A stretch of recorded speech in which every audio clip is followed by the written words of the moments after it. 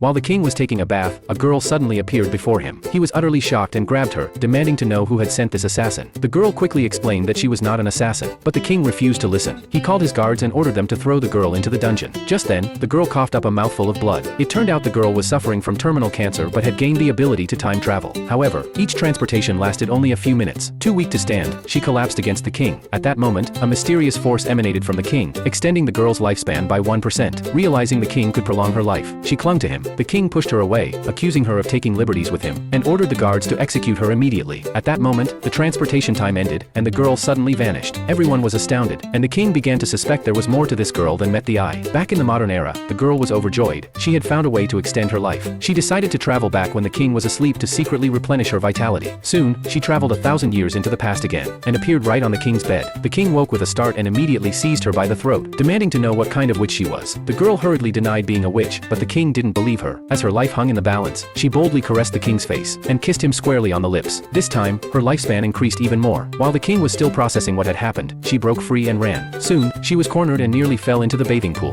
The king caught her just in time, but she seized the opportunity to kiss him again. Thrilled that her life had been extended further, she smiled triumphantly. The king shoved her away, vowing to make the witch pay. But the very next second, she disappeared again. After that, the girl devised a detailed plan. She decided to keep traveling back to save her own life. The next day, she returned to the ancient era once more. She secretly sprayed milky white shower gel onto the king's bed to play a trick on him, then hid behind the curtains. When the palace maids came to tidy the king's bedding, they discovered the strange stain and were horrified. The king arrived shortly after and found everyone gathered around his bed. As he stepped closer to investigate, the crowd immediately scattered in panic. The girl tried to blend in with the fleeing servants, but the king spotted her, grabbed her wrist, and pushed her down onto the bed. And just like that, her lifespan increased once again.